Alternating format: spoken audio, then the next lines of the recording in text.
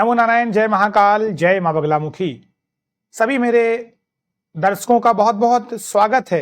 आशा करता हूं आप सभी लोग स्वस्थ होंगे, आपकी आध्यात्मिक उन्नति आगे बढ़ रही होगी। जो भी आपकी जिज्ञासाएं हैं उसको मुझे कमेंट के रूप में आप पूछ सकते हैं। उसमें से जो भी क्वेश्चंस मुझे अच्छा लगेगा कि मुझे पर्टिकुलर इसके ऊपर एक वीडियो बनाना चाहिए, अगर मैंने पहले वीडियो नहीं बनाया होगा, अच्छा होगा, मैं निश्चित ही उस पे विस्तार से वीडियो जरूर बनाऊंगा। अगर मैंने पहले वीडियो बना दिए हैं तो मैं कोशिश करूंगा कि आपको उसका लिंक शेयर कर दूं, आप उस वीडियो को देखिएगा। अगर अच्छा लगता है तो आप उसे शेयर भी करिएगा। इस वीडियो में मैं आपके एक प्रश्न को ले रहा हूं जिसमें मुझसे पूछा गया था कि मुझे पूजा करते समय बार बार उबासी आती है। वैसे तो मैंने इसके ऊपर बहुत सारी वीडियो बनाई हुई हैं ऑलरेडी। एक श्रीमान ने वहां पर कमेंट का रिप्लाई भी कर दिया था कि नेगेटिव ऊर्जा शरीर से निकलती है तो उबासी आती है, लेकिन ये पूर्णता सत्य नहीं है। मैं अभी आपको बहुत सारे और भी चीजें बताता हूं, ध्यान से सुनिएगा, इस वीडियो को पूरा समझिएगा, आपको कुछ सीखने को ही मिलेगा। अगर मैं 10% भी आपको समझा पाया, आप उस मुझसे सीख पाए, तो मैं अपने आप को धन्य मानूंगा कि मैंने किसी के लिए 10% कर दिया। चलिए पहला पॉइंट समझते हैं कि उबासी आना। उबासी क्या है? जब हम सही से सोते नहीं हैं तो हमें उबासी आएगी, जिसे हम यॉर्निंग कहते हैं, जम्हाई कहते हैं। क्यों आती है? हमारी अगर नींद सही से पूरी नहीं हो रही है, देखिए याद करिएगा, अगर साधना मार्ग में आप हैं और ईश्वर के सामने झपकी ले रही है, अच्छा नहीं होता है, यानी आप वहां से कट रहे हैं, तो आप प्रॉपर नींद मारिए, सही से सोइएगा, और उसके बाद अगर आप करते हैं तो आपको जम्हाई नहीं आएगी। तो ये था 30%, यानी कहीं ना कहीं आपकी नींद डिस्टर्ब है, आपको जम्हाई आ रही। अब बचता है अगला 30%। अगला 30%, अगर आप उस मंत्र में इंटरेस्ट नहीं ले रहे हैं, रुचि नहीं रख रहे हैं, और आपके अंदर क्वेश्चंस हैं, जिज्ञासाएं हैं, पूरा होगा, नहीं होगा, क्या मैं कर पाऊंगा, क्या मैं सफल हो पाऊंगा, कहीं कोई मुझे शक्ति बाधित ना कर दे, क्या मुझे सिद्धियां मिलेंगी, क्या मेरी मनोकामना पूरी होंगी, अरे कोई खेल रहा होगा, कोई बुला रहा है मुझे, मेरे मोबाइल में क्या हो रहा है, अब वहां क्या हो रहा होगा, यानी दिमाग आपका यहां है ही नहीं स्थिर, तब भी आपको जम्हाई आएगी। यानी मंत्रों पे और ईश्वर की भक्ति पे शक, सवाल और इंटरेस्ट, रुचि ना होना। ये है 30%। अब बचा हुआ 40% जो उन श्रीमान ने कहा कि निगेटिव एनर्जी शरीर से जाती है, तो ये भी एक प्रोसेस होता है, लेकिन अगर ये प्रोसेस बहुत लंबा चल रहा है और निगेटिव ऊर्जा ही जा रही, तो अपने आप को देखिए क्या गलती कर रहे हैं।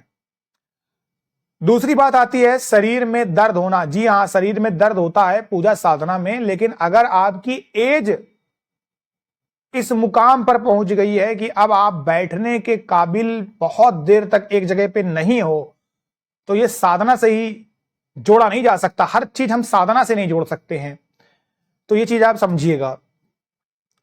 उसके बाद आपके हाथों से माला छूट जाती है, यह एक अच्छा संकेत होता है। कभी कभी एकदम से छूट जाए, माला कहती है कि मुझे और जपो। ये कब सही है ये भी बता देता हूं। इसके भी दो पार्ट है, अच्छा और बुरा। अगर आपकी माला चलते चलते आपके हाथ से छूट जा रही है, शुभ संकेत नहीं है, अनहोनी होने की आशंका होती है।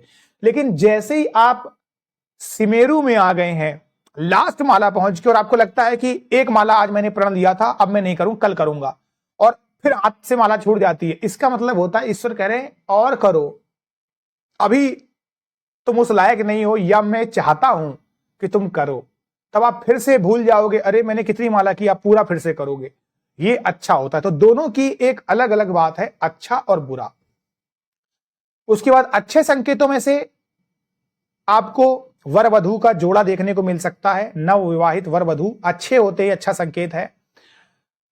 भरी हुई बाल्टी, खाली बाल्टी नहीं, भरी हुई बाल्टी दिखे अच्छा होता है। दूध से भरी दिखे अच्छा होता है। दूध से भरा कोई कलश, कोई ऐसा पॉट, बर्तन टाइप का जो होता है, अच्छा होता है ये भी संकेत।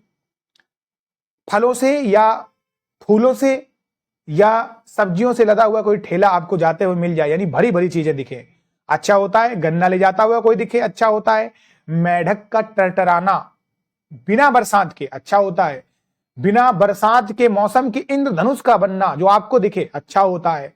कहीं घर से निकल रहे हों और पानी बरस जाए, यह भी शुभ संकेत होता है, यानी आपके पाप धुल रहे हैं, ईश्वर आपके साथ है।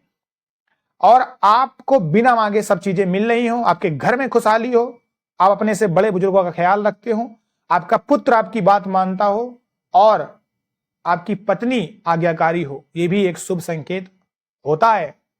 शरीर में कंपन हो, रोंगटे खड़े हो जाएं, ब्रह्म मुहूर्त में आपकी आंखें खुले, देवालय के दर्शन करें और तरह तरह की चीजों को आप देखें, तो ये शुभ संकेत होते हैं, ये दिव्य शक्तियों के संकेत होते हैं।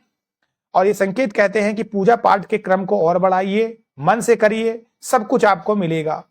ध्यान दीजिएगा, प्रारब्ध आपको खुद चुनता है। अगर आपने ये डिसाइड कर लिया है कि मुझे साधना करनी है, मुझे भक्ति मार्ग में जाना है, बहुत अच्छी बात है, यानी आप सब लोगों में से अलग हैं और आपको चुना गया है।